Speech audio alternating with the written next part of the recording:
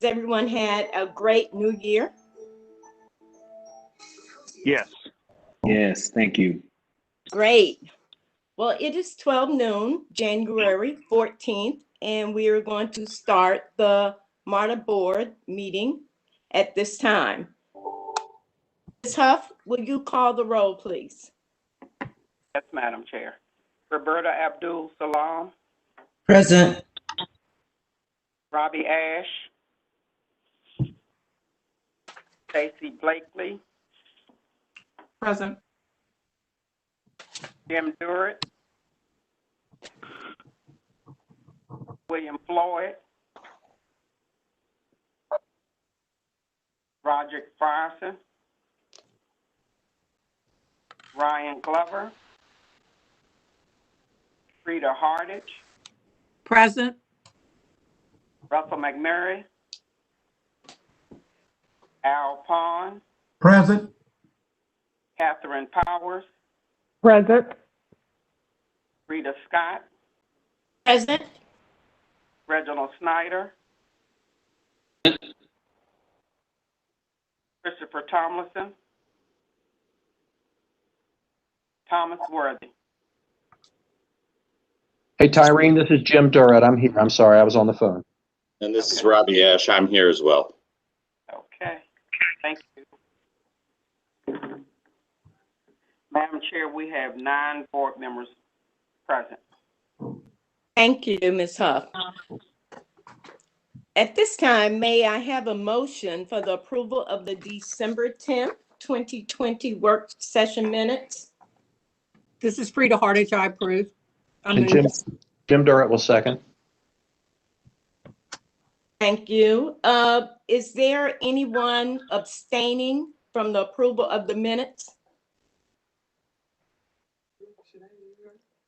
All in favor?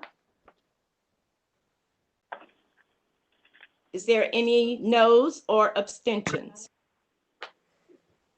Great. The December 10th work session minutes are approved. At this time, I will move into the chair's report. To begin the chair's report, first, I want to say be patient with me. This is my very first meeting, and I'm a tad bit nervous. So if you find that there's something I have missed or something I have included that should not be included, I'm open to any discussion. With that being said, we have 3 new members to our MARTA board at this time, representing Clayton County, City of Atlanta, and Fulton County. Fulton County, we have Miss Stacy Blakely. Good morning. Good morning, Miss Blakely. Clayton County, we have Catherine Powers. Good morning. Good morning, Miss Powers. And City of Atlanta, Reginald Snyder. Hi, good morning, Rita. Good morning, everyone. You're welcome to MARTA. Thank you.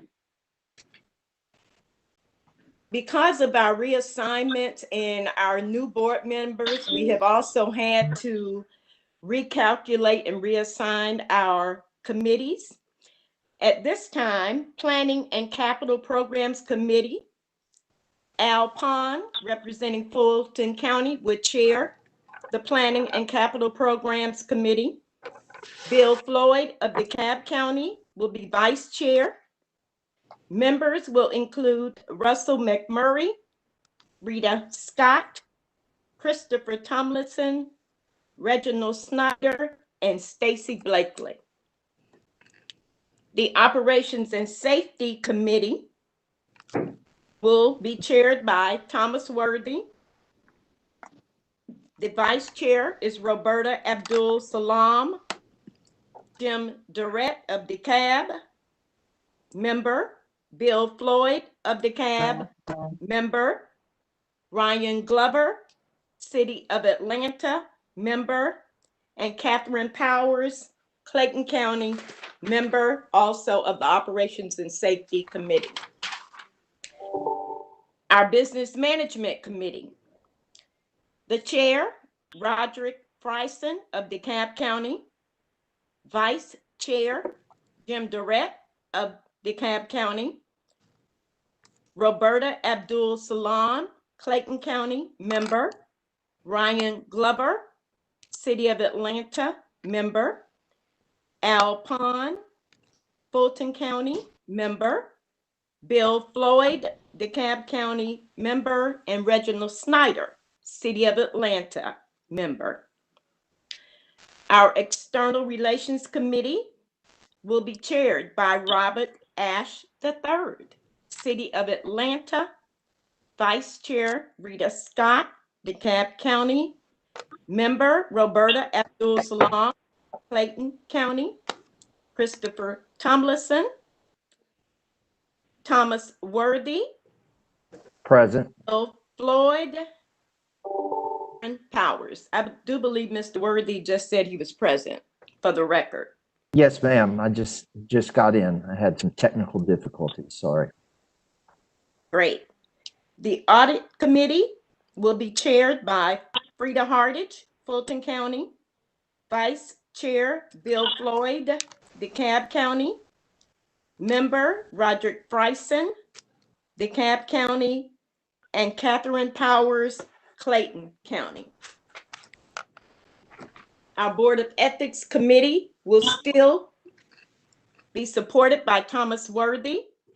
Our Pension Committee, of course, will be supported by Roberta Abdul Salam of Clayton County. Are there any questions regarding the 2021 MARTA Board committees? No questions? Great. At this time, we're going to receive our update from CEO Jeff Parker. Good morning, Mr. Thank you. Parker. Good morning. How are you? Thank you, and like to congratulate you and tell you that I'm looking forward to working with you as our new chairwoman. So congratulations, and I'd also like to express congratulations to Justice Sears, our new general counsel, who's also on the call, and looking forward to working with her. Thank you. You're welcome. I have several reports that I'd like to cover. The first two we'll go through relatively quickly, and the third one on a subject that you've heard of before, we'll spend a little more time on. But before I get to those agenda items, I do want to mention that some of the board members may have seen or will be seeing soon some communications that's come from two of our cities that we serve, Dunwoody and Doraville, about from elected officials in those cities, both the mayors as well as some city council members who had expressed some concerns about our essential bus service plan, specifically focused on Route 103, but also about some other of the routes that had served the area. Colleague Greenwood and Colleen Kiernan are on point to work through this issue. I do want to point out that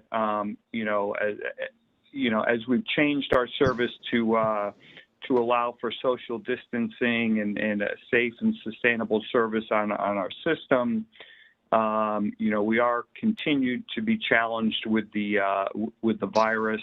The infection rate is substantially higher than it was when we began the essential bus service, and we do look forward to the vaccination and us getting to a better place with this. But nevertheless, we are committed to working with our jurisdictional partners in the communities that we serve, like Dunwoody and Doraville, to try and work through this. We have published, I mentioned this before, we have published the list of our essential bus service that have been suspended and the ones that have been placed back on our website at itsmarta.com. So we will be working with those communities to deal with this difficult issue. I do want to go through on my report a little update on ridership trends, just to give a perception of where we are, largely based on the impacts of COVID-19. Next slide, please. You know, particularly for the newer board members, I just want to remind us all or introduce the harsh reality of what's been happening in the industry and here at MARTA pre-COVID-19 with a real slow decline in ridership. We've lost over a 5-year period about 13% ridership loss. The industry is trending at about 7% lost. Whole lot of factors that we can talk about at a later date. But clearly the impact of COVID-19 has been substantial, and that's the number, the 2020 number, with almost a 50% decline in ridership that we've experienced because of COVID-19. So next slide.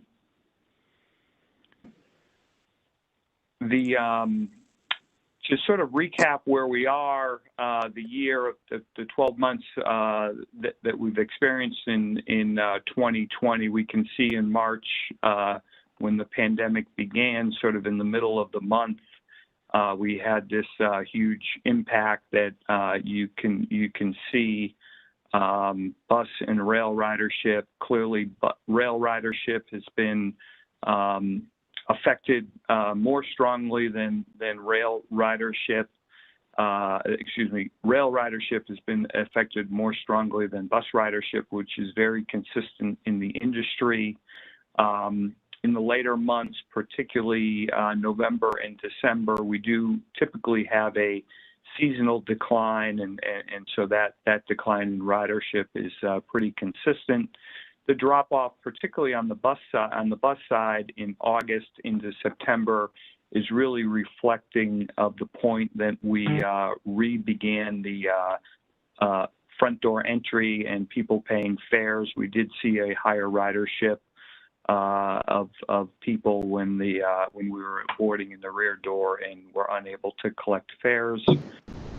So, you know, this is an important issue that is looming with us, that we will continue to monitor through 2021 and see how our ridership is coming back. We have seen a very steady increase in ridership. Both you can see it here, the seasonal dip in November and December, but you know, we do see a very, very slight but steady incline in ridership. I do want to put this in context of the industry. So next slide, please. This is a comparison, and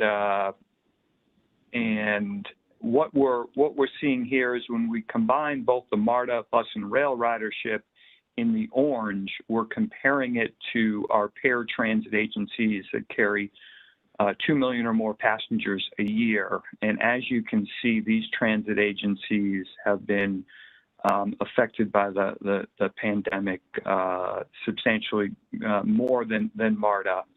And I think that the recovery, although slow, I don't want to suggest that the recovery has us out of the woods, is a little bit faster than the industry as well.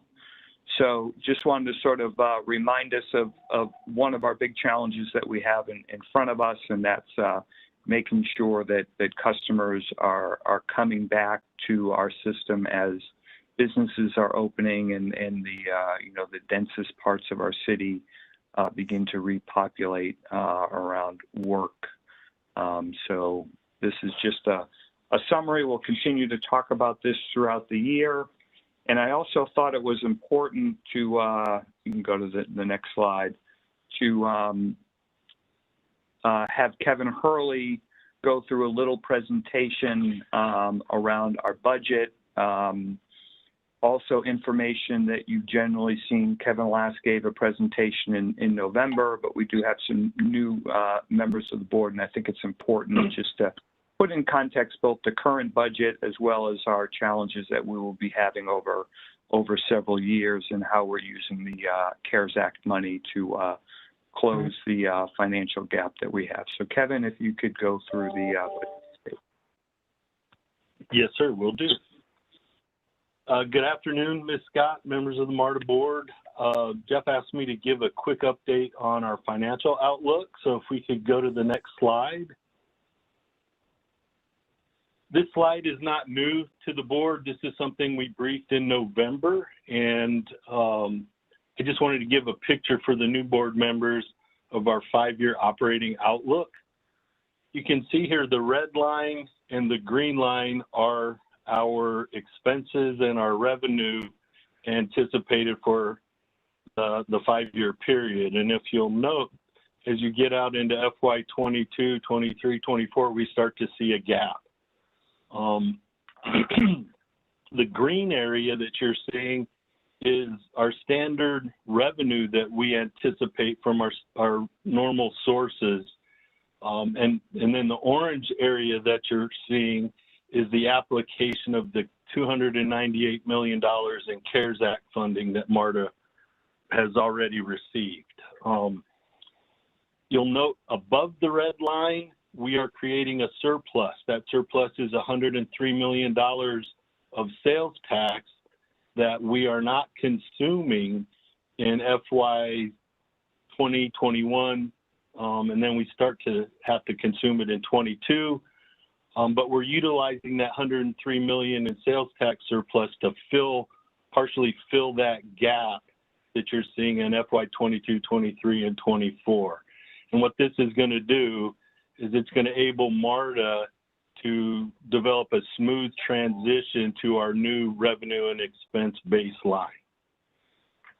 Okay, next slide, please. Now I wanted to get into, current year performance, operating performance. You can see that net revenue is below budget slightly by about $900,000, and net expenses are considerably below budget by $35.6 million. And so what we're seeing is a surplus so far for the current fiscal year of $65.1 million. Now I want to note that's part of that is by design, and we'll see that on the next page. Next slide, please. This slide we're getting into a little more detail so you can see the actual components that are driving the underrunning expenses and how we're looking on revenue. You can see that most of the revenue are actually performing above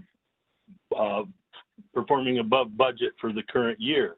The exceptions of that are passenger revenue and parking revenue. Jeff discussed, previously about how passenger revenue has been faring, and it's something that we have rebaselined, but this budget was set back last year in the May-June timeframe before COVID had really played itself out. It presented what we were going to see as far as passenger revenue. On the expense side of things, we're underrunning by $35.6 million. And as you can see here, our salaries and wages and health care are running considerably below budget, about $23 million, $23.5 million of the 35. One thing I'd like to point out is overtime is below budget, and we continue to perform well there. The contractual services line is $8.6 million below budget, and that's really a result of our new encumbrance process. And then there's some underutilization on some of our professional service and operations contracts. And a lot of this is really due to the pandemic. Note that the healthcare underrun is driven by vacancies. The salaries are driven by vacancies and our slower than standard hiring processes due to social distancing and the requirements set forth with that. And also on the healthcare, we're seeing that employees just aren't utilizing the services available to them to the magnitude that they have in the past. And then the only other thing I'd like to point out is the capital charges at the very bottom. The capital charges are typically below the line utilized to pay for execution of the capital program. And since what you're seeing here is an underrun of that budget, it's directly attributed to the slower than anticipated execution of that capital program. All right, next slide.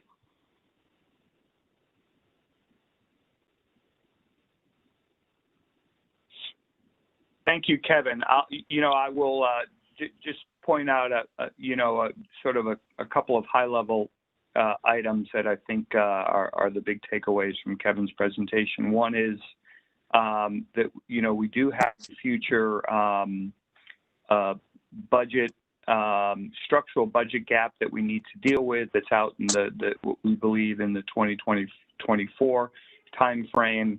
And over the next couple of years, although we do have a underrun of our budget, it's really by design. We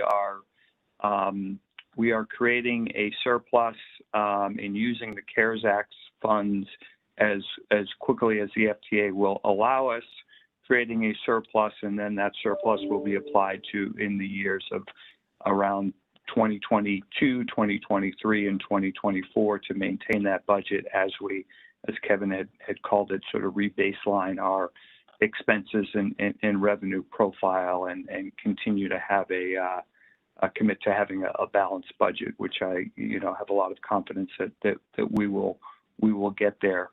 The other thing that is not worked into this yet is that there is another round of federal money coming through the FTA to transit agencies that you may have heard about. The money that will be going to Metro Atlanta is about $33 million.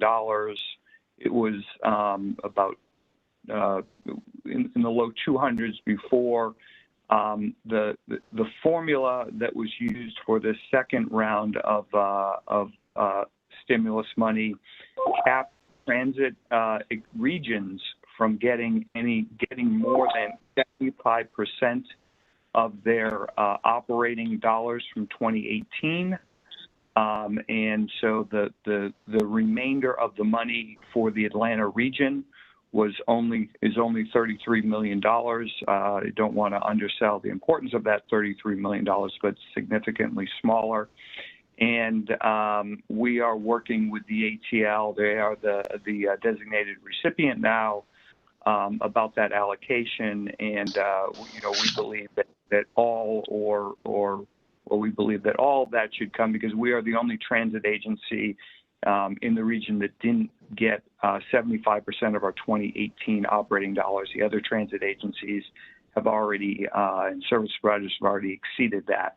So we're going to work with our partners in the region to make sure that we get our fair share. More to come on both those, the normal updates around ridership and the budget that we give at the committee meetings. I do want to turn to really the most important briefing that we have in front of us today, and that is about what we call our TR4 Track Renovation 4 project, specifically. Excuse me, Jeff? Yes. Jeff, if I could ask for something there, since we've got new board members on this call, we have a big purchase that's built into all of this, which is the replacement of our rail fleet. Could you speak to that big purchase in regards to the budget that we just spoke about? Yeah, And the number. Madam Chair, I was trying to get in as well. Maybe before we go to that one, it goes back a little ways to Kevin talking about vacancies. And my question was, when you mentioned the vacancies, are these positions that we've chosen not to fill, or are the vacancies being created by COVID? The vacancies have not been created by COVID. I'm not quite sure what you mean by created by COVID, but the vacancies are unfilled budgeted positions. We have slowed down the hiring process in order to make sure that the uncertainty of COVID-19 and our revenue, our expected revenue shortfall, and the uncertainty with that doesn't create a problem for us. We are not, there are some key areas where we have not slowed down our hiring, particularly with in our police group and our bus and the operators of our bus and rail system. But these are vacancies. Now, I will say that some of these vacancies are very, very long-standing vacancies. And part of the effort that we will be going through in subsequent budget years, starting with the 2022 budget, which we're beginning the internal process that ultimately will get to the board for approval, is we've got to look at each of those vacant positions and potentially eliminate some of those vacant positions or reallocate them and make some considerations just to lower our overall the expense side, because as the chart that Kevin showed, we will be in a deficit if we don't make some transformational decisions between now and 2024. Does that answer your question? Yes, sir. Thank you. You're very welcome. And then the other question from Mr. Durrett is about the rail car purchase. The numbers that you've seen in Kevin's presentation were exclusively around the operating budget. They were not around the capital program. We are continuing to really fund the capital, what we'll call the State of Good Repair program. This is outside of the City of Atlanta MARTA half-cent sales tax and the money that we put aside in Clayton County for Clayton County expansion. We have worked to fund that adequately and make sure that we're not creating a significant backlog in maintaining the infrastructure. We did make a decision to make a big investment in our rail cars, we have the funds to support that over the next around seven years, and we will continue to invest in the in those new rail cars. That contract is just a little under a year old right now, so the substantial expenses that are programmed out have not been hit. But we'll continue to provide an update of that. But we don't foresee, although we have revenue impacts. The capital budget is largely funded through our sales tax as well as federal funding, which tend to be the stronger. It's the passenger revenue that is currently most affected, and that is negatively affected, and that is really what supports some of the operating budget. So is that, Jim, yep. Is that kind of helpful? Okay. Jeff, it's Bill Floyd. Yes. Yeah, before you get too far away from it, let me offer a voice of support for your opportunities to talk to Dorville and Dunwoody. Yep. I know that you've had conversations going on with them for a while, and I want to encourage you to continue that and do that, yeah. Which I know you're going to do, and I appreciate that. But I think we should also know that the bus line, there are about 3 lines that are in question here. Currently, there are no buses serving Dunwoody at all. And these lines all serve particularly challenged apartment line areas where people are in need of, are desperate. And there's a lot of ridership for MARTA involved in this area. So I encourage you to be creative and maybe consider combining some of these lines as you look at them, which I know you will do. But anyway, I encourage your creativeness, if you will, in looking at some way to help these folks that live in this area that use MARTA to get to work. And that's what this is about. And I encourage you to, let's look for a way to see if we can't help these people somehow. Anyway. Absolutely.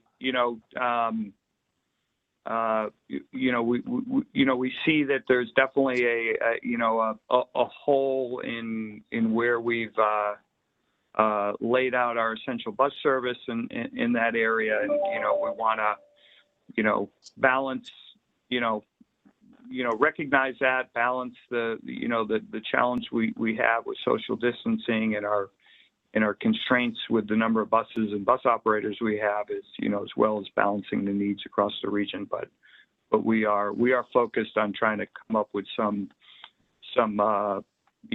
resolution here that will at least advance the ball somewhat. So. Well, thank you very much. One last quick question. Has the MARTA committee chair been selected yet?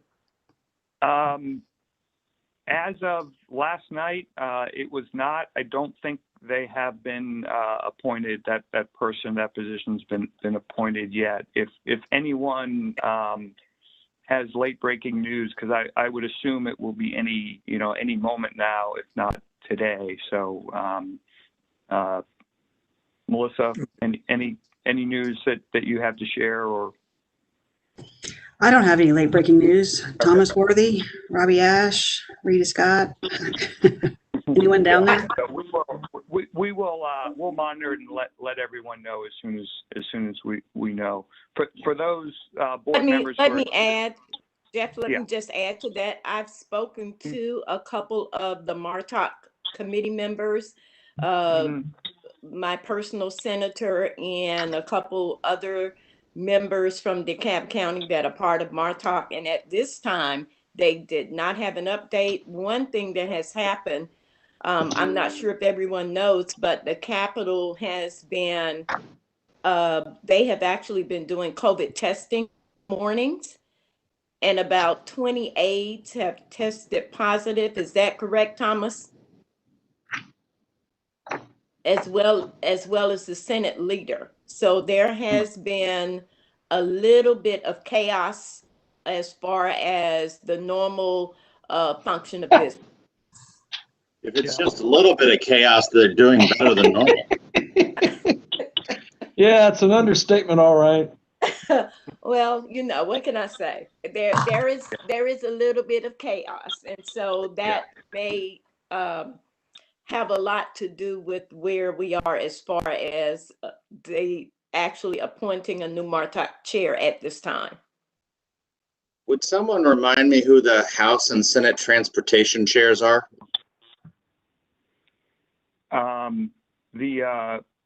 It's Frank Ginn in the Senate. Yeah. It's definitely not Brandon Beach. And I don't want to say the wrong name, as the House committee chair has been appointed, but I don't want to say the wrong name. Do you have it, Melissa? I'm getting it now. I'm sorry. Yeah. Okay. But they have both been appointed.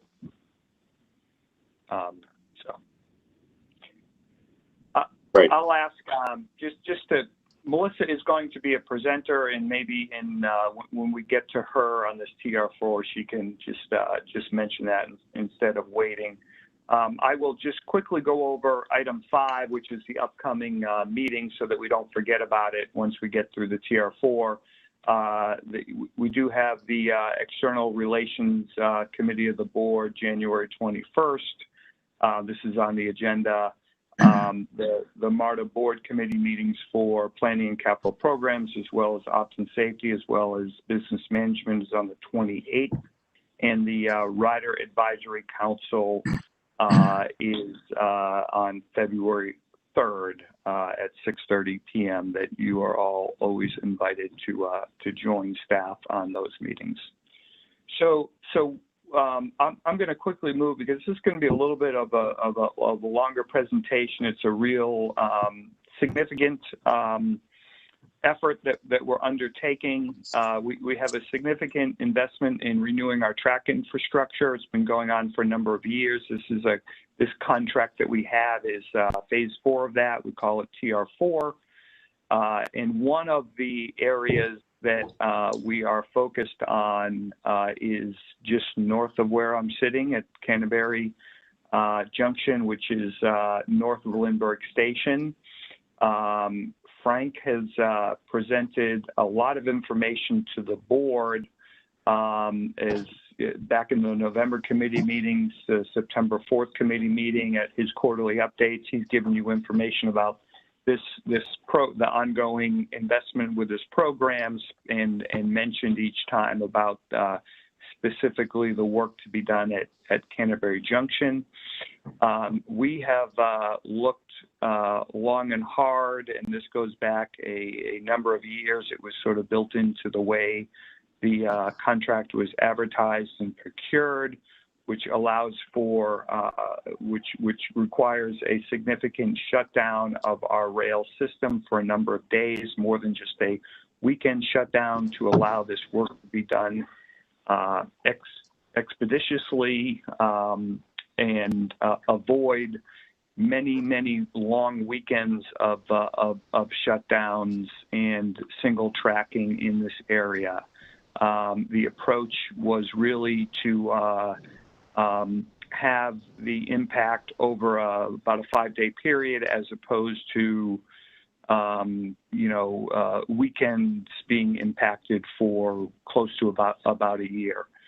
So we will now be presenting sort of the overview holistically of what we've been doing to prepare for this event. And I think it's important to recognize that this is really a multidisciplinary approach. Although Frank has been at point with this, particularly in providing information to the board, because he's responsible for the construction side of it.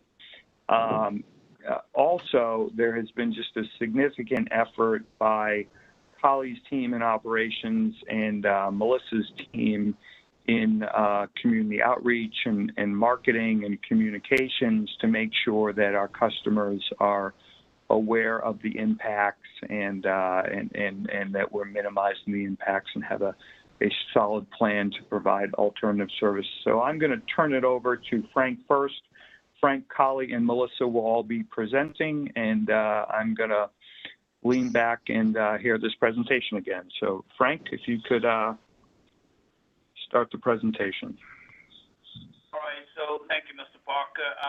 Good afternoon, Madam Chair, members of the board. First of all, I wanted to express and say thank you for your continued support as we execute this very aggressive and huge capital improvement program we got here at the authority. So if I can go to the next slide. So before we go there, we are talking about the track replacement program, what we call TR4, as Jeff mentioned, and specifically looking at an element we call the Canterbury shutdown and the planning associated with that. So the agenda, we will go through what's happening, give you a little detail about that, why and why now, how we'll construct actual improvements, and we'll follow on. Collie and Melissa will begin to talk about our customer focus and getting the word out, and basically we'll open the floor for questions. Before we begin, I just want to acknowledge my leadership team for the project. We got Marsha Bomar, who's the AGM of delivery. She's intimately involved, and of course the day-to-day project managerial responsibilities are Robert Murphy. Just a little bit about this project. It's a $225 million effort, and the duration of the project will be 7 years, of which we are now in year 2. Next slide. So what's happening? Okay, so this section of track is commonly called the Canterbury crossover. We'll be closed for a period of 5 days, beginning February 16th through 22nd for rail replacement. And I think the graphic to the right illustrates the location. So you will see the circle there. It's so going between Lindbergh Center North, between the Atlantic Square Station as well on the Gold Line, as well as the Buckhead Station on the Red Line. Jeff mentioned actual location, and I'll show you a photo of this. It's actually just a little bit north of Lindbergh, where we currently are, basically in back of what is the Miami Circle Business District. And we'll look at some details as we go forward. So, very good graphic here. We got our MARTA 2040 program that we've all been actively pursuing. And again, the closure period will be February 16th through at 4 o'clock p.m. through February 22nd. We'll open up, I believe, at 4 o'clock in the morning for normal business day operations. Next slide. So why and now? Okay, so replacing the track at the crossover is necessary for continued safety and to improve the reliability of our rail system. Recognizing the significant inconvenience to our customers, determined February was the least disruptive month and have spent more than a year planning to ease the impact on our customers. So just a little bit of how we go about that. So next slide, please.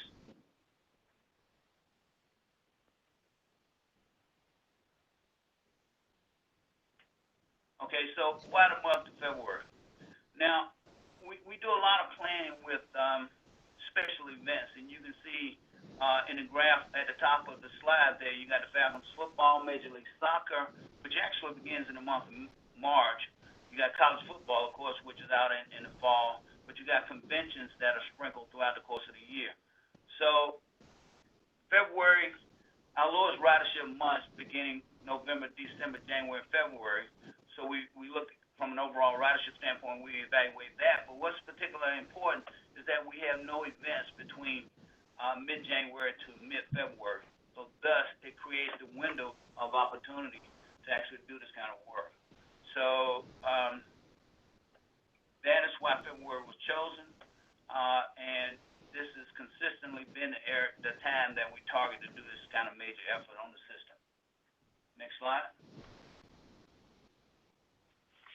So how we'll construct, so the scope of the work is the replacement of the Canterbury, what they call a diamond crossover, and the mechanical systems as well as the ballast, and I'll show you what that is in a second. So definition of crossover is a pair of switches that connect two parallel rail tracks, allowing a train on one track to cross over to the other. So our current condition, currently we actually traverse the area using what they call a slow order. So the trains can't not go across Canterbury at the normal speed that a train travels because of a deteriorating track condition. So what the benefits of the project will be replacing the ballast switches, rail lines, which will basically further ensure the reliability of the system in the area as well as promote reliable transit times. Go to the next slide, please. This slide just how we'll construct. So our planning efforts. We've done continual assessments of the area. The first bullet illustrates the sub ballast was finalized because we were trying to determine the extent of how much would have to be replaced there. The materials have been fabricated in order for the placement. So when you're doing something like this, you got to make sure all the materials are in place and ready to be installed. We've done the initial survey and prep work. Our laid out area preparation is ongoing. Again, the durations for the diamond crossover replacement is 5 days, 16th through the 22nd. Revenue service to be restored the 22nd of February at 4 o'clock a.m. Bus bridge will be implemented for the entire 5 days, which Kylie will talk in detail about. Now, the risk associated with doing work like this, I would say are minimal because we normally don't have a severe ice storm. So basically, we will be putting measures in place for any other inclement weather, but it's anticipated that we'll continue to work through regardless of the weather condition. Next slide. So, how we'll construct, and this is interesting. So what you see is a double diamond crossover. So you see the diamond in the middle. So basically looking at components of the work, and I want to go back, look at the little square there at the lower left corner. So when you start talking about a section of the track, you got what, from the bottom up, you got your subgrade, you got what they call the sub-ballast, you got the ballast section, and you got the sleeper or cross tires in the rail that basically runs on top of the cross tires. So this will be a complete reconstruction of the section from the top of the ballast. Actually, we're going 2 inches into the sub ballast, 2 inches into the sub ballast, and we'll be replacing the ballast as well as all the cross tires and the rail. So it will be a substantial piece of work. So this slide details what we'll be doing. So starting at the rail lines and the ballast, we'll remove the existing, and it'll be a complete replacement within the crossover. Cross tires, basically removal of the existing and replacement with new, which would be inclusive of new rail fasteners, which hold the rails in place. We'll put a third rail cover board, which is that cover that you see, and that supplies power to the rail, of course. And then we'll be protecting the switches, and those are the mechanical switches that operate the actual switches when we put them in operations. Those will be protected from damage, so those switches won't be replaced. All right, let's go to the next slide, please. Access will be important. It's a very tight area. So just want to point out, it's adjacent to, in the back of the businesses on Miami Circle. So you can see the cross tie with a red arrow to the left, and the actual construction entrance will be through Miami Circle, and then basically go further to it'll be, the way this picture is orientated, it'll be to the north. There's the access road that brings you around that building that you see at the very top of the photo. Let's go to the next slide. And this slide just illustrates the confined working conditions that we'll be basically replacing, and it'll be a lot of people working here as well as equipment. So you can see the building that was in the previous photo in the center, and the double diamond is right in that area there. And it would be what I call a very tight and a major logistical effort to make sure that first of all, that we're operating and replacing safely.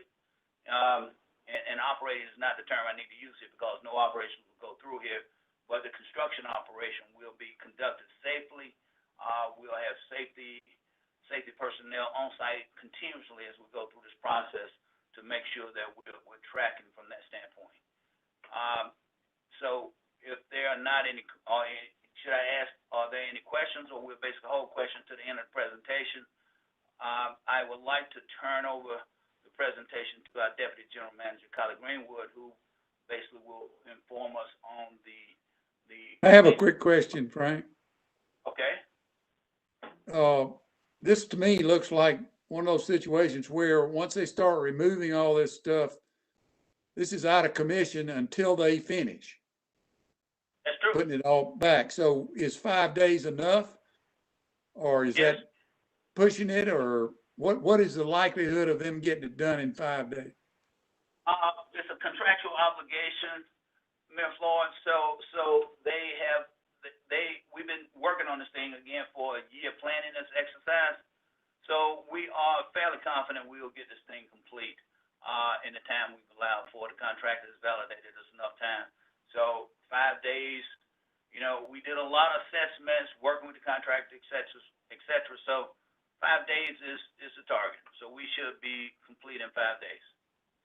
Of course, with construction, things do go wrong, but we've done a lot of assessments, and that's one of the things that we did. We did an assessment to determine the integrity of the sub-ballast as well as subgrade, so we know the exact limits of where we're going to, so we should be in fairly good condition. The famous words there, should be. Thank you. This is Rod Fryers. I have a question.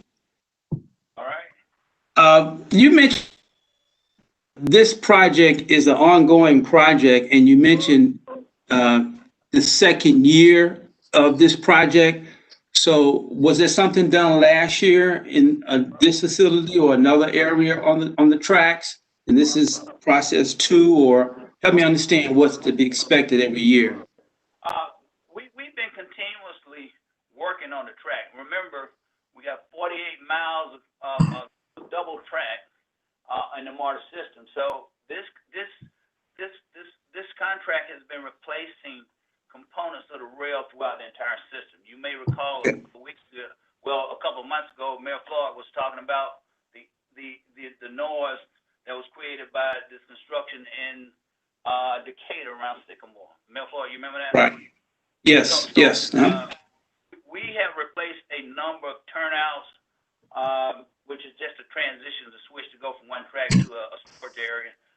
We replaced a lot of rail. We replaced a lot of fasteners. So this project has been ongoing for, again, since about 2019. A lot of rail. Frank, let me add something there, and you can fill in the details. I think probably an equally important question is what's next.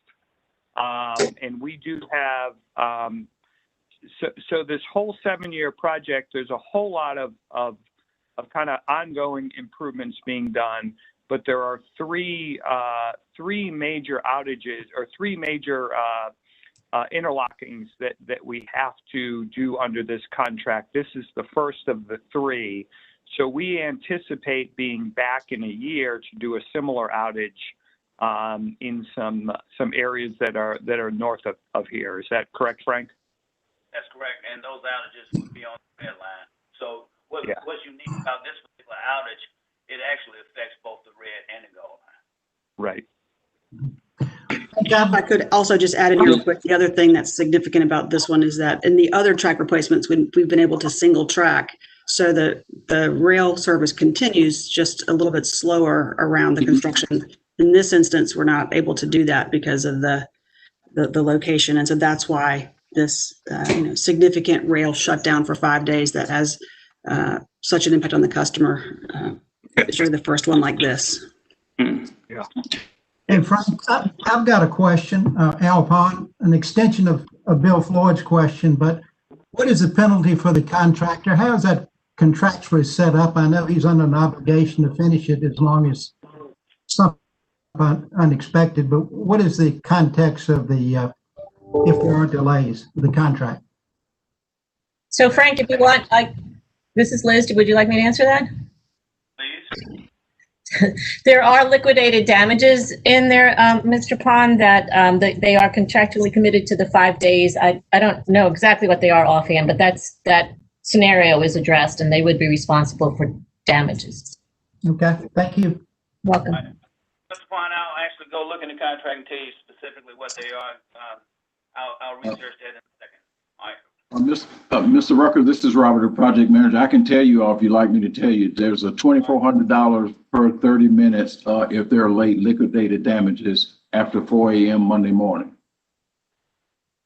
Per 30 minutes? Per 30 minutes, per half hour. Okay. All right. Thank you, Robert. Okay. If there are no other questions. Are there any other questions?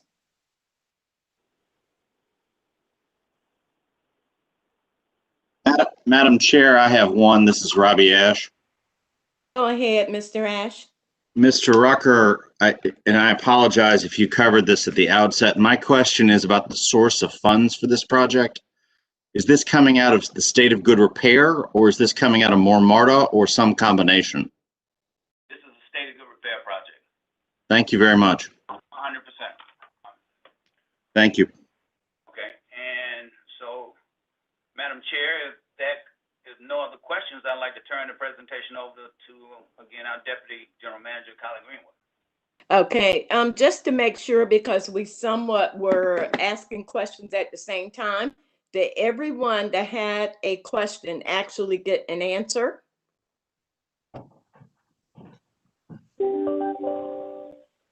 Everyone that asked a question, we can say yes. Did everyone get an answer? Yes. Madam Chair, this is Robbie. Thank you. Yes. Thank you. Go ahead, Mr. Rucker. Turn it over. All right. Colin? Thank you. Thank you. It's just every time I hear Frank speak about this project, it reminds me of the nod to the corporate vision of taking people where they want to go today and tomorrow. And this is just a case of, a calculated and aggressive position with the current conditions to make sure that people can still get where they want to go without delay, without unplanned disruption tomorrow. And so with the level of scope and the activity involved, you can well imagine the potential for disruption and upset to our traveling customers. And though it pales in comparison to the disruption associated with an unplanned diversion due to subject component failure, if left unchecked, it's still a very important customer imposition. And so it's important that we mitigate through customer-centric plans, and they are in place. So you can see the goal here to create a positive customer experience. And to achieve this goal, we will provide reliable buses, reliable information, and ambassadors to give directions, offload trains, load buses, and answer any questions that arise in the process. Many of the ambassadors, you see examples there, many of the ambassadors are seasoned volunteers, accustomed to helping with large-scale diversion rerouting and customer assistance issues during successful events like the Super Bowl and Peachtree Road Race and the like. But nonetheless, we are partnering with our Chief Customer Experience Officer, Ms. Rhonda Allen, and with Human Resources to ensure that our ambassadors are all recruited and trained and motivated to provide the best in customer service. Next slide, please. So we believe you got to know your audience, and we did a comprehensive ridership analysis of breeze taps, determining the number of customers anticipated through the junction in both directions. Adjusted for COVID ridership levels informed us in terms of the number of buses that we would need to meet demand at half our seated load capacity on the buses and to maintain established safety standards during the pandemic. Next slide, please. We will maintain our regular rail headways from Airport Station to Lindbergh. You can see that on the right-hand side of the screen. So that's 7.5 minutes during the weekdays and 10 minutes on the shoulders, early mornings, late night, and on weekends. We'll also have 12 minutes all day in terms of headways, all day and all night long along the exclusive red and gold rail corridors.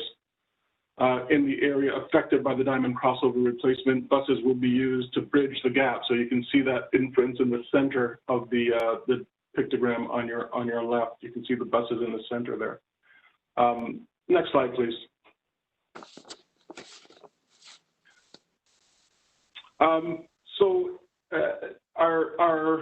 Our basic premise here with the bus bridge is that we're going to build service in terms of the number of buses required. You can see there that there's a maximum of 45 buses being used during the peak and a minimum of 12, but just to step you through it, at 3:30 in the morning until 6, so the early morning we'll have 26 buses out there. During the morning peak, we'll go up to 35 buses until 9 o'clock, and from 9 till 3, or otherwise known as midday, we'll reduce to 26 buses. We'll build to our peak for the afternoon peak service period of 45 buses between 3 and 7, and bring it back down to 24 buses between 7 and 9, and finally 12 buses from 9 p.m. till end of service late night. We will do the load and go method of releasing our buses, and we will release, buses will come in. When they fill up, we'll release them and off they'll go. No point in having customers sitting there waiting for a specific headway. But if a bus happens to be sitting there for 15 minutes with nobody on it, we will still release that bus to maintain a flow throughout the program, throughout the footprint of the bus shuttle. Next slide, please. So you can see here that we're going to be operating from Lindbergh, northbound along Piedmont, eastbound along Peachtree to Buckhead Station, then to Lennox Station, and then reverse that routing, stopping only at the mentioned stations. So we're not going to be doing local stops in between. This is to mimic the rail service. We will have multiple L vans staged at Lindbergh, Lennox, and Buckhead to ensure that our mobility customers are well attended to. Other notable plans include MARTA elevator and escalator inspectors in the vicinity all day and all night, and a mobile Schindler technician stationed at Lindbergh Station. We'll have comprehensive police coverage at each station to assist with vehicle movement and crowd control. We'll also have maintenance of way and trained maintenance technicians on site, visible vehicle disinfection and end-of-line cleaning activities going on at Lindbergh. We'll have bus spares and service crews staged at Lindbergh and Lennox as well. Next slide. As an option, customers can choose to use either to or from those 3 stations with a voucher available up to $10 per trip and a maximum of 2 vouchers per day. Shuttle customers will also receive, those that opt to stay with the bus shuttle, will receive a round-trip breeze ticket for future use. Next slide. So with 54 trained and motivated ambassadors a day, we will saturate the platform and concourse levels of the affected stations. They'll be accompanied by station agents, rail supervisors, and bus supervisors. You can see there escalator 3 and 4 are part of our enterprise escalator refurbishment program. The work started late in October, November, and isn't slated to complete until March 5th. But obviously there are a lot of other vertical circulation units and options, that is other escalators, stairs, and elevators in the immediate vicinity, as well as additional personnel on board to assist if required. Next slide. And again, this is just showing the saturation of various assisting station agents, ambassadors, rail supervisors, bus supervisors, and moving station agents to ensure that we have multiple coverage. So you'll see that there are 16 people at any given time at the subway platform level and 22 at any given time on the concourse. Next slide, please. So I'll turn it over to Melissa, just in saying that before that, just saying that this is the combination of efforts and planning, working closely with Frank's team, as well as our supporting areas like human resources and customer services, to make sure that we have a very customer-centric mitigation plan in place. The supervisory and management staff will be out there on a regular basis, checking, confirming, and improving, if necessary, any of the processes aforementioned. In addition to that, we have already started going out there on a regular basis, just checking from an operations perspective and from a customer perspective to make sure we're looking at this thing through the eyes of the customer. And Melissa will speak more deeply about the efforts we're taking to connect with the customers on that. So with that, I'll turn it over to our Chief of Staff, Melissa Mullinax, barring any questions for me specifically. Are there any questions for Mr. Greenwood? Madam Chairman, I have a question for Collie. Yes, go ahead, Mayor Floyd. Collie, this looks like a nightmare to me because there's a million things that can go wrong in something like this. And I would encourage you, and maybe get Stephanie or somebody to do this, is to, once this program starts, that you issue some sort of daily progress reports or something, especially to the board, so that we know that, okay, here's what went wrong today, or here's what went right today, or we're on schedule, or after one day. I would just encourage you to keep us aware of what's going on and the status of this, because I mean, to me, this looks like a nightmare, and so it scares me to death. But anyway, that's my encouragement to you. Thank you, Mayor Floyd. I'm on my phone, which, for what that's worth. Can someone please mute your phone? I would like to add something as well, and I really think that Melissa may cover part of this in her presentation. But on yesterday evening, during the Riders Advisory Council meeting, there were several suggestions that were made as far as communication is concerned. So I echo the comments and the requests by Mayor Floyd, but also there was concerns about how to communicate with the hearing impaired or the visually impaired. And some of the suggestions may be something that Melissa's going to cover, but I wanted to make sure to put that out there because it was very interesting and a concept that was very important that was presented yesterday at the Riders Advisory Council meeting. Thank you, Chair Scott. We were on that call taking copious notes, and that will be reflected in our program and our communications effort. Thank you. Madam Are there Chair, any other questions or comments? Madam Chair, this is Robbie Ash. Go ahead, Mr. Ash. I'm sure without volunteering, Mr. Durrett, that his umbrella group of organizations will be active in communicating with their members about the service disruptions in Buckhead. But I would also encourage us to reach out to the major employers at the other stations along, particularly the work day destination stations along those lines that are going to be affected. We can't get everybody, but for the ones that are getting relatively significant traffic, even during the pandemic, if we could figure out what the major employers around those are and let the employers know so that they may in turn communicate with their employees in advance of this, that strikes me as a productive use of somebody's time. Hey, Robbie, since you invoked my name, I just want to let you know that MARTA very early proactively did outreach into the Buckhead community. Right. And so I am confident that a very aggressive campaign of information is underway right now. I am not surprised by that one iota. I was just trying to suggest that in other places that we can identify that this has a foreseeable consequence, we reach out to those as well. Perhaps this is where I can jump in. Okay, great. Is that it, Mr. Ash? Yes, thank you. I've said too much already.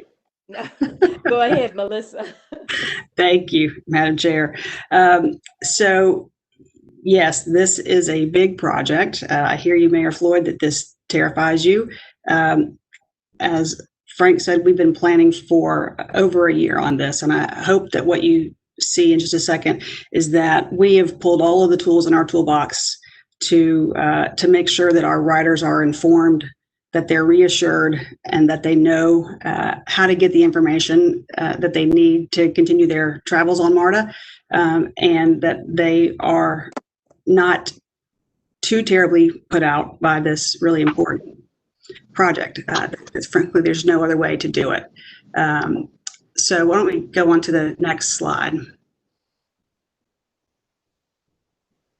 So our key message points about we've already gone through really the why and the why now, that this is a $225 million investment, and it's not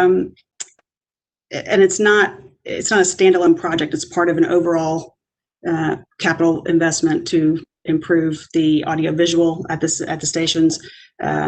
It's of course part of the rail car procurement. It's a system-wide modernization of all of our elevators and escalators. There's a lot going on. There's a lot of, which means a lot of good things for the customers, but also a lot of inconvenience. And that knowing that is really why we've started in the last 8 months, really ramping up our public engagement, finding tools that help us go deeper into the neighborhoods and reach more people. And I think you'll see that here in just a second.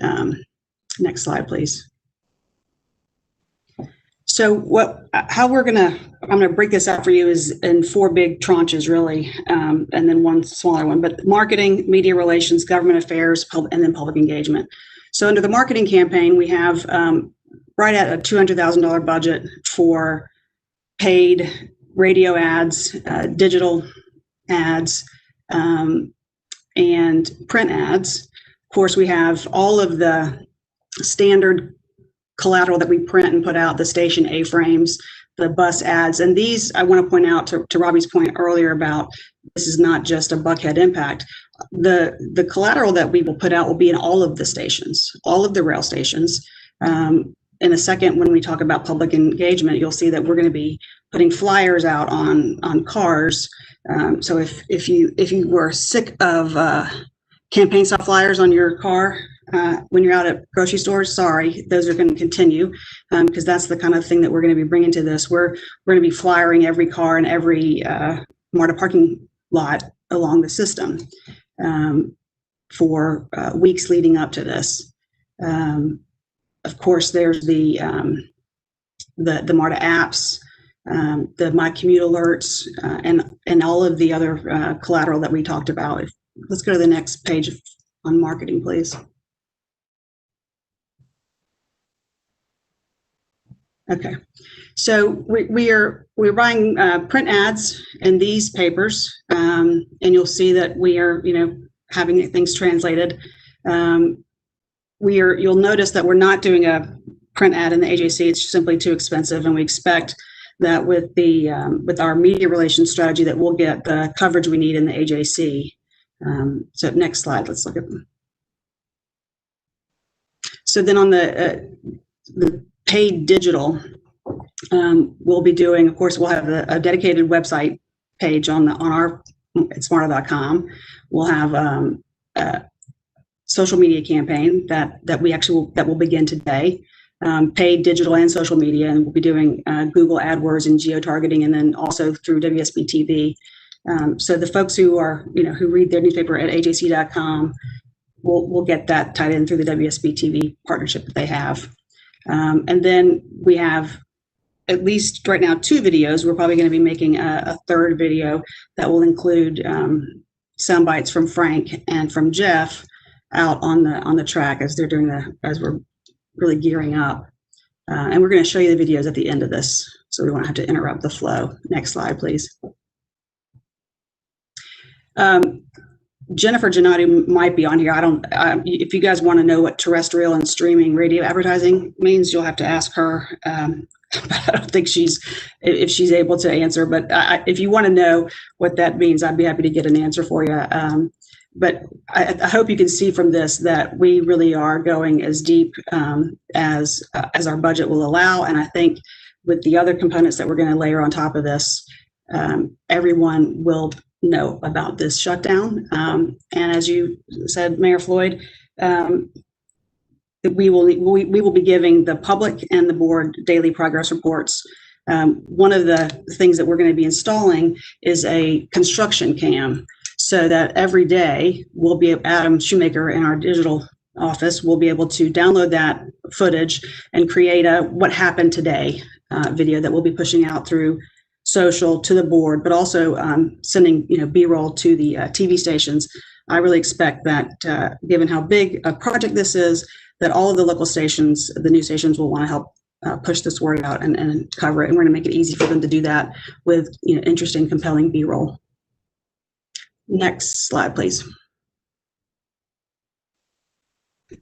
All right. So the boots on the ground, what we in the political world call the field program, is our public engagement. And that, as Jim said earlier, has started a while back. We have been in touch with, of course, the Miami Circle business community because of the construction impact and the noise there.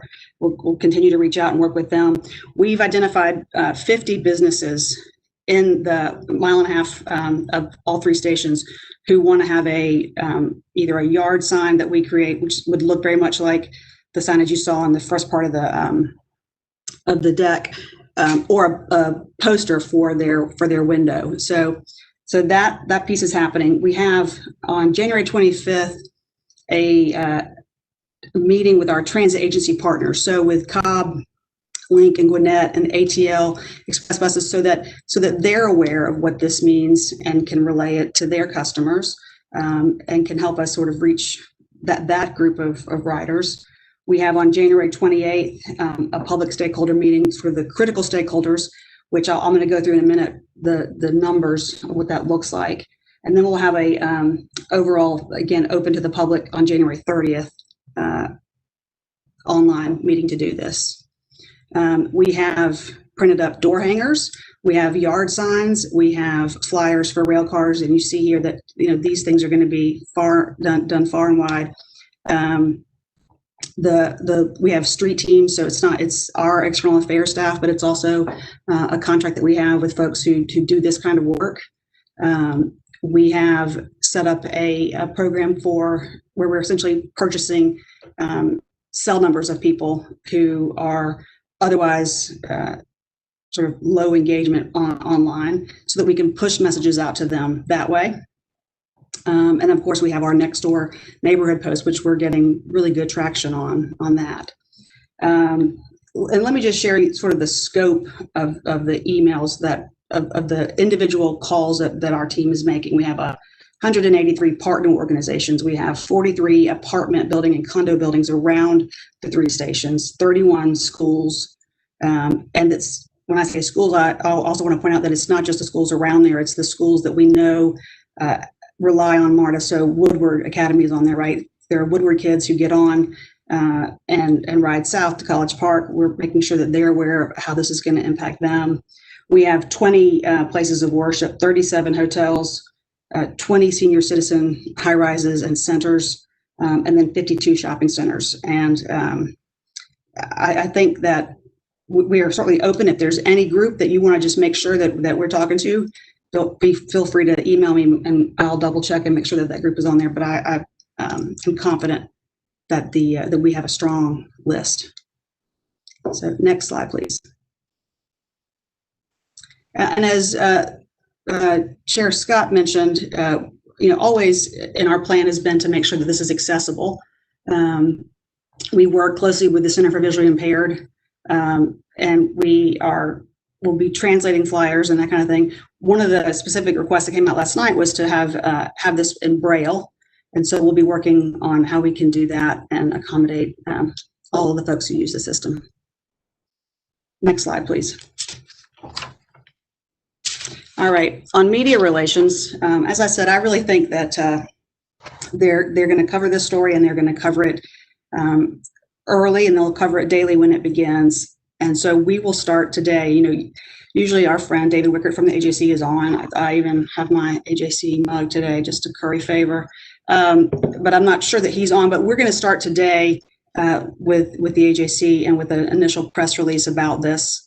And then we will do, as I said, once it starts, we'll do daily press releases, and we'll do daily push out with video and photos that they can use. We are also engaging the jurisdictional TV stations, so that's Fulton County TV and Channel 26 at Atlanta and DeKalb TV, so that they have content for their programs and their sites.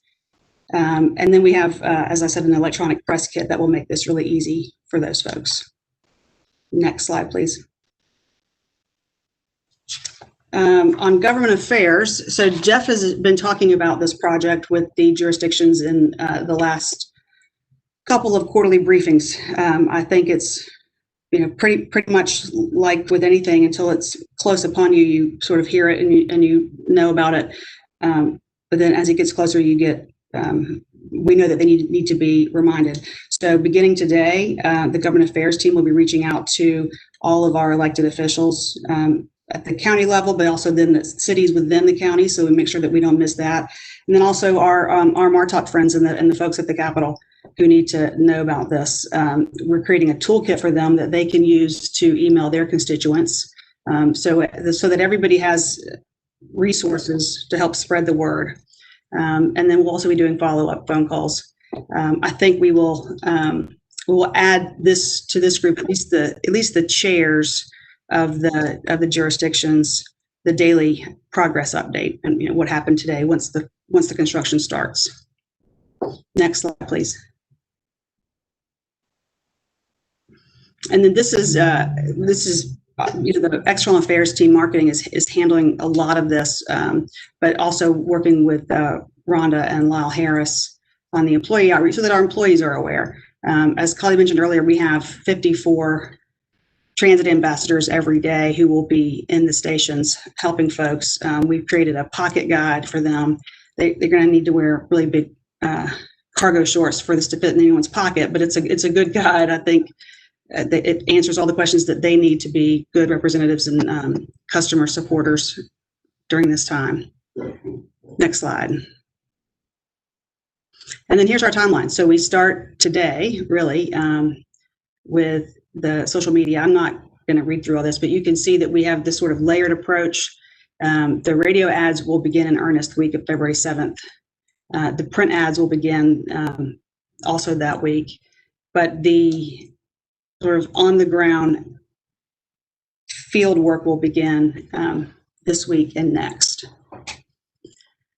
Next slide. And here's what they will, basically look like. There's really so much collateral is more than I thought necessary to put in here, but I'm happy to share any of it with you separately. And next slide. So Tyrene or Kurt, can we do the videos right now? Yes. Thanks.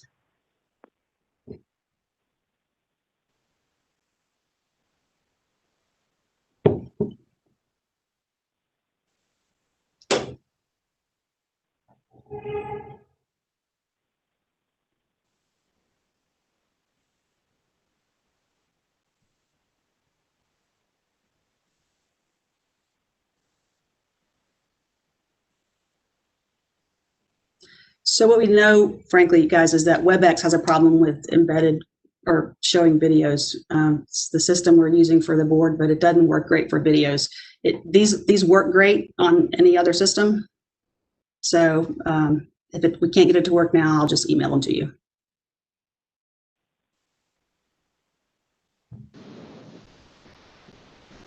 I would recommend that we do that. Okay, let's do that.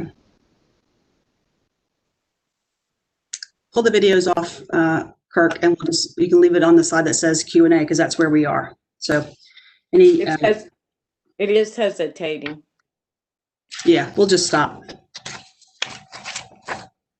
Are there any other questions for Melissa?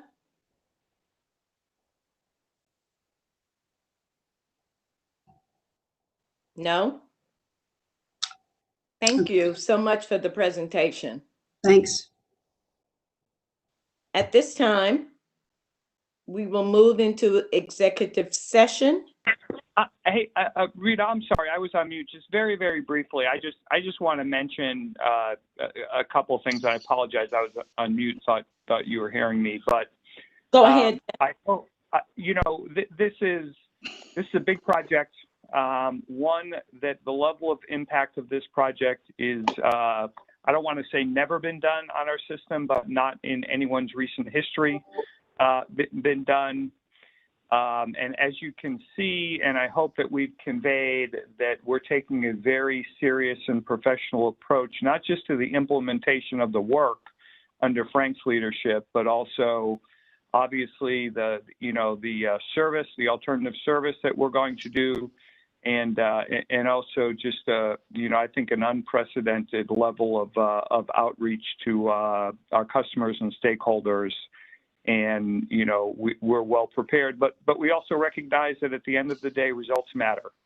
But clearly, our results will be driven by our preparation, and I think we're well prepared for this. So that concludes my report. So thank you, Madam Chair. This is Thomas.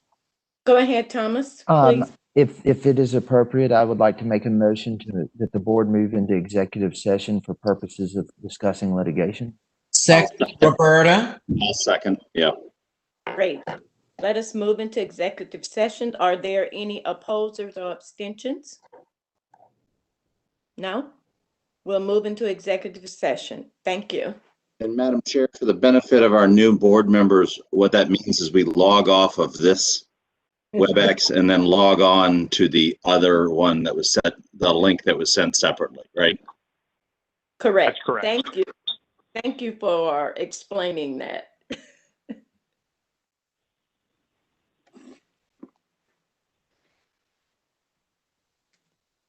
Madam Chair?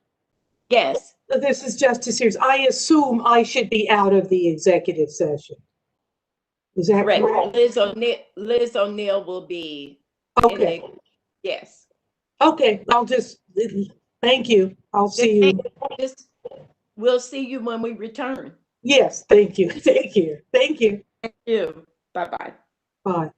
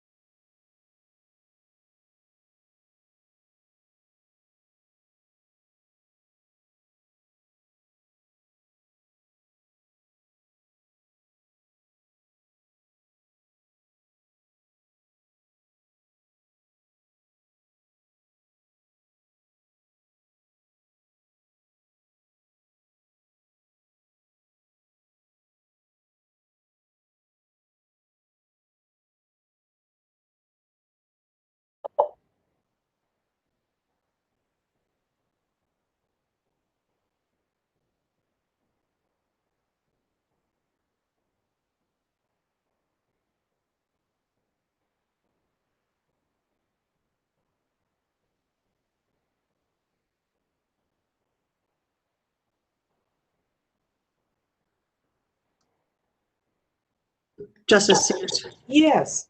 you actually should be in the executive session.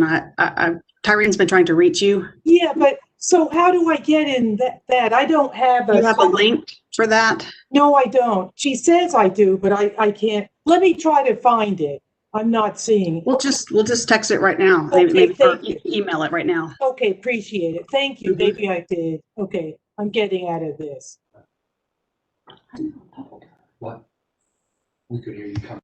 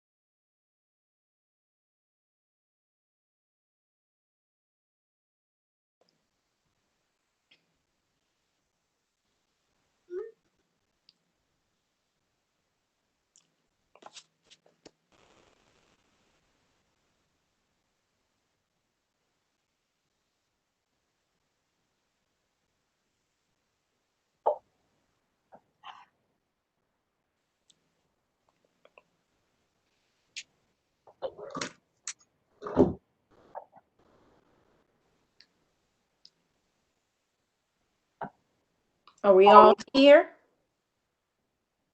Not quite?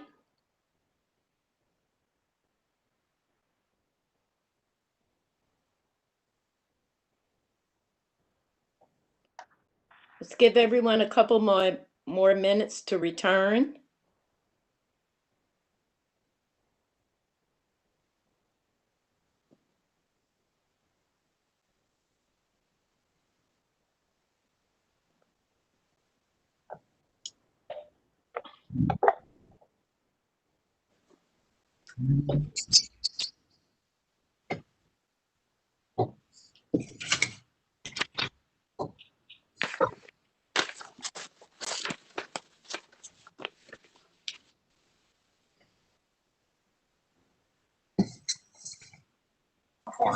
People. So I don't think we want to suggest that Atlanta's too big to do a good job. Someone please mute your. Great.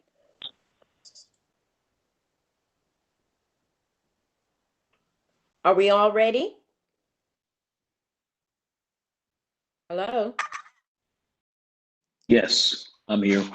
Yeah, I'm here. Ready? Yes. How are we looking, Tyreen? Yes, we're ready to start. Okay. Need to call the roll, though.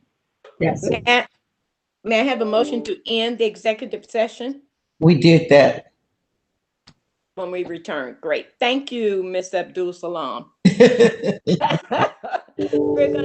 We're gonna call the January 14, 2021 Board of Directors meeting to order.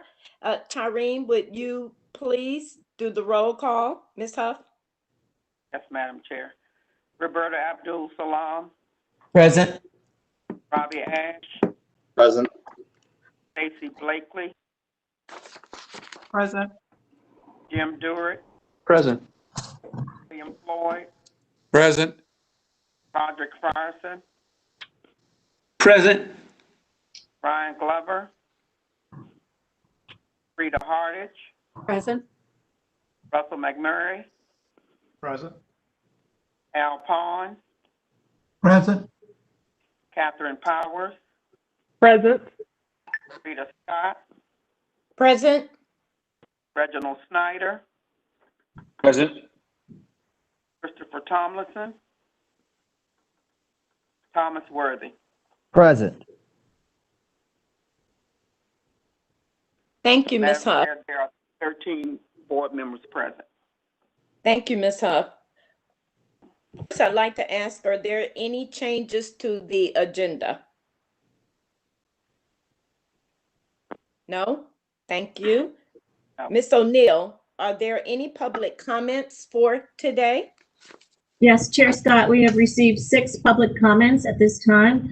We've received public comments from Ms. Latoya Johnson, Doraville Mayor Joseph Dyerman, Doraville Council Member Andy Yeoman, Dunwoody Mayor Lynn Deutsch, Council Member John Hennigan, and Mr. Ed Williams. You should all have received those comments via email from Ms. Huff, and then they will also be included as part of the package of this meeting. Thank you. Thank you. Are there any questions regarding the public comments? Any questions from our new board members regarding the public comments? None at this time. Thank you. May I have a motion for the approval of the December 10th Board of Directors minutes? This is Rita Hardage. I move to approve. May I have a second? This is Robbie Ash. I second. Are there any no votes or abstentions to approval of the minutes? Madam Chair, I have a comment if it's in order. Go ahead, Ms. Roberta Abdul Salam. Go ahead. Ma'am, I wanted to just, because I think it's important. There was conversation during the meeting about making sure that we codify the proper way that we're going to be in the future nominating and electing officers. And I didn't see that in the minutes anyplace. And the only reason I bring it up because I think it is important.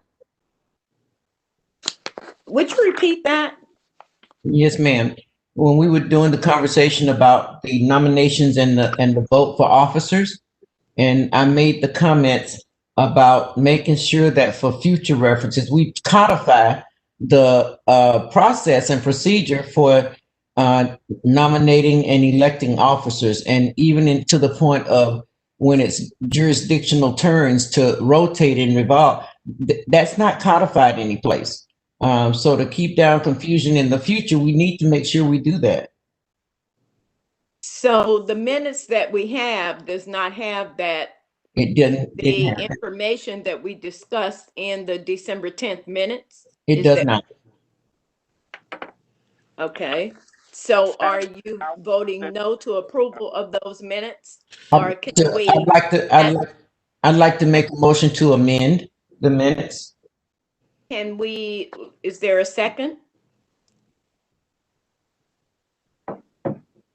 You know, I'd second that because we definitely talked about the, you know, people had a sense of clarifying the process because of the confusion that we had.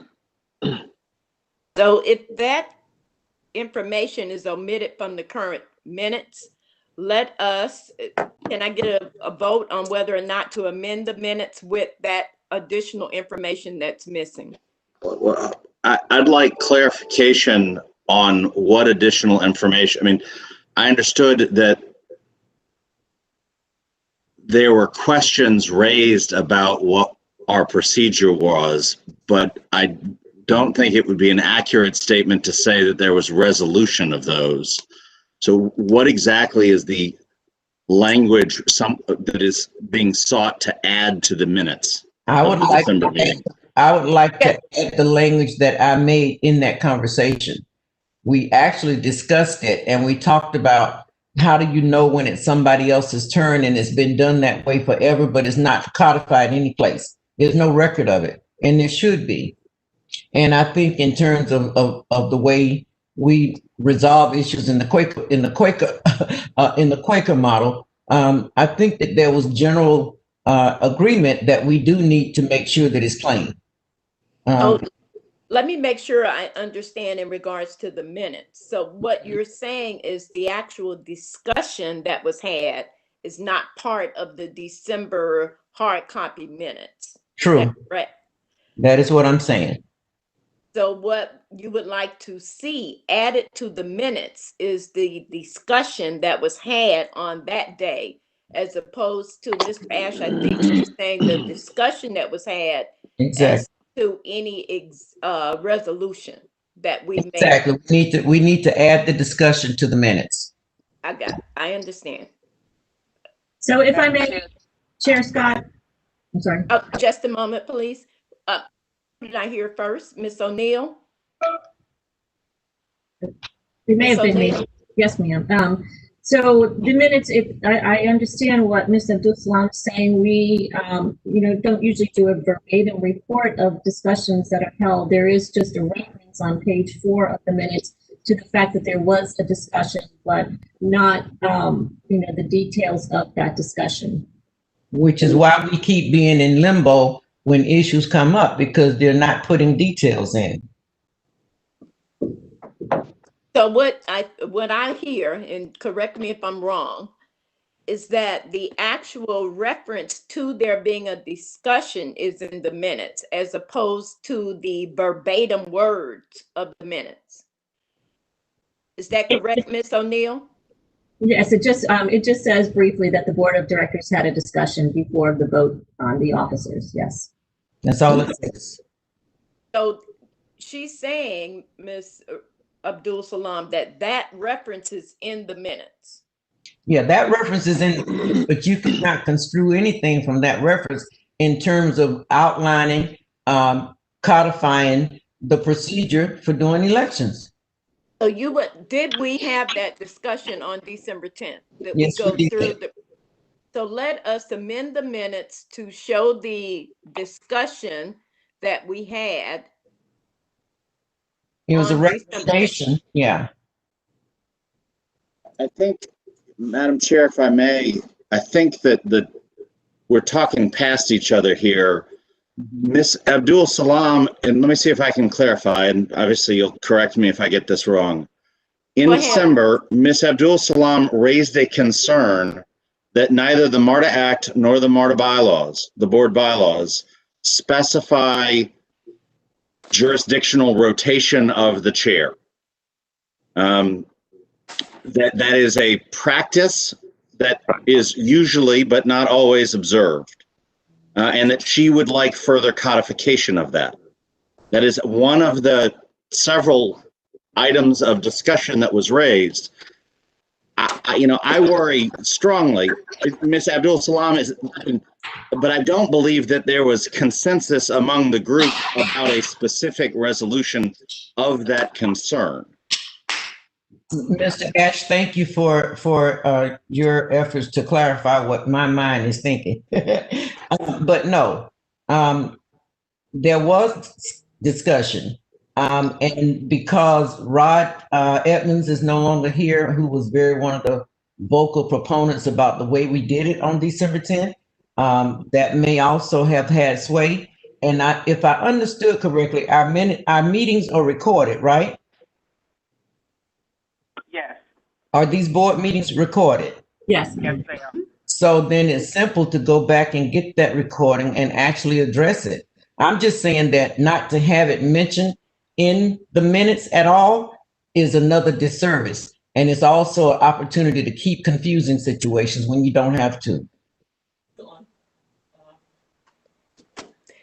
So, but I think the question is that, and correct me, and first let me address what you're saying, Ms. Salam, and then I will address, I will clarify what Mr. Ash is saying. Ms. O'Neill is saying the reference to the discussion is in the minutes without the exact verbiage, which is what minutes do. And Ms. Abdul Salam, you're saying there is not enough of reference to the discussion. Am I hearing you correctly? That could be true. Yes. Okay. I think that's what I'm hearing. And then Mr. Ash, you're saying we had the discussion, but we did not solidify a solution. And so that's where I think there is some discussion.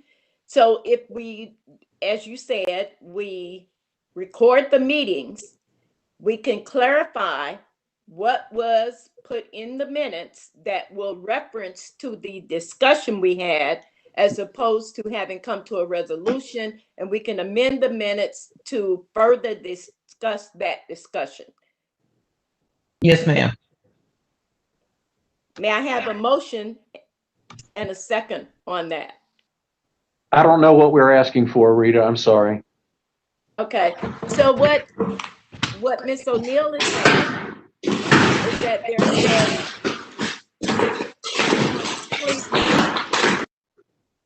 Somebody just fell down the stairs. I hope not. I think what was said is that we made a reference to what we needed to do to clarify the process for nominations. And that just the fact that we had that discussion is what Ms. Abdul Salam would like to see further implemented in the minutes, because we did not come to a resolution. So exactly. That cannot be implemented in the minute. But the fact that there was discussion around it to explain further what our discussion was based upon the recording. Madam Chair, may I speak? Who is this? May I This ask? is Jim Durrett. Go ahead. I recommend that we approve the minutes as that are in front of us, but that we agree that we are going to discuss this matter formally as a board subsequent to this meeting. But if we don't put this in the minutes, it won't happen again. I disagree with you. You and I can commit that we're going to do this. Okay. Well, this is what we're saying. Approve the minutes as written upon additions after listening to the recording. No, that's not what I I said. disagree with that. I think that's inappropriate. I think you approve the minutes as written, but that we take this up formally and commit to doing so that we can put in writing however we wish to do it after we have a more full discussion in a way that's planned. I understand what you're saying, and I do believe we should approve the minutes. What she's saying is the only way we're going to know if the minutes need to be amended to show further discussion is to listen to the recording. Okay, And That's not. excuse me, Max, who's speaking? Go ahead, Madam Chair. This is Rod Frierson. I'll finish up your comment. Go ahead, Mr. Frierson. Yes, I think that is to amend the minutes right now with the conversation that was done. I do understand that we do want to get it, but for the sake of moving this agenda forward, I think we should approve the minutes. I think that Mr. Dewar's comment is correct. We should commit to having this conversation so we can clarify that, and that will be addressed specifically that Ms. Abdul has concerns about. I think that that's the best way to do it, because it's difficult to change the minutes right now when we don't know what was said at that point. So that's my recommendation, Madam Chair. Thank you, Mr. Frierson. So what Mr. Can I jump Frierson in is... for just a second? I'm sorry. Go ahead, Justice Sears. If we approve the minutes as they're written and then make a deal to discuss this later, this deal will be in the minutes of this meeting. Yes. Right. So when we go forward, we will have it in some minutes. It will be in the minutes of this particular. Traditionally, we don't put that in, but we need to. It needs to be in the minutes. We'll make sure that that this arrangement is in these minutes. Does that work? Yes, I make sure. I understand what because if we don't put it in the minutes, we still don't have a momentum to go ahead and do it. But what she's... I agree. I mean, that's getting circular. We can just... Yes, I agree. Okay. What Judge I withdraw my motion. Okay.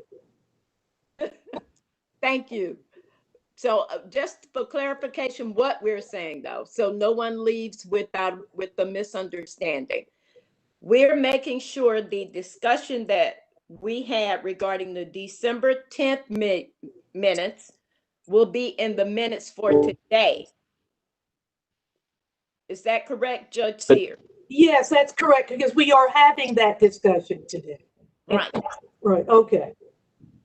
And then we commit to go back and listen and verify what No, we don't need to go back. Forward. What we need to do is what Jim said. We commit, and if they put this in the minutes, I think I'll be fine. We further commit to actually have a conversation amongst the board to clarify and codify, modify if necessary, but to clarify the election procedures, the nominating procedures, the rotation procedures for jurisdictions. We need to actually have that conversation, and we need to put in the minutes that we have agreed to have that conversation in the future. Right. Right. And that's what we were saying that's what I was saying from the beginning, to make sure that we showed that we didn't have a resolution before, but we had committed to talk about it. We did. Okay. Let us, at this time, may I have a motion to approve the minutes? So moved. Second, Jim. Is there anyone abstaining or any no votes? No abstentions, no votes. The minutes are approved. At this time, we have 2 legal settlements to be heard. Yes, Madam Chair, this is Elizabeth O'Neill. I am requesting approval of 2 litigation matters. The first one is Jonathan Delaney against MARTA, civil action number 2019 CV 330597. I'm requesting a settlement approval in the amount of $260,000. And then the second case is Cheyenne Lord against MARTA, Again, civil action number 1902352. And for that matter, I'm requesting approval in the amount of $575,000. I'll move approval of the settlement as proposed. Jim Durrett. Is that both settlements? Yes, yes, ma'am, both settlements. Second, Second. second. Are there any no votes or any abstentions to the settlements? Hearing none, the settlements are approved. Thank you. Great. And I'd like to add the reason there are no chair reports at this time is because we did not have committee meetings in December. So we did not have any committee reports to be made for the December meeting. Are there any other comments to come from the board? Are there any other matters to come before the board? None? Is there a motion that we be adjourned? You betcha. Is there anyone that wants to stay? We are adjourned. Thank you, Madam Chair. Bye, everyone. Thank you, Madam Chair. Thank you all for a very robust first meeting. Thank you.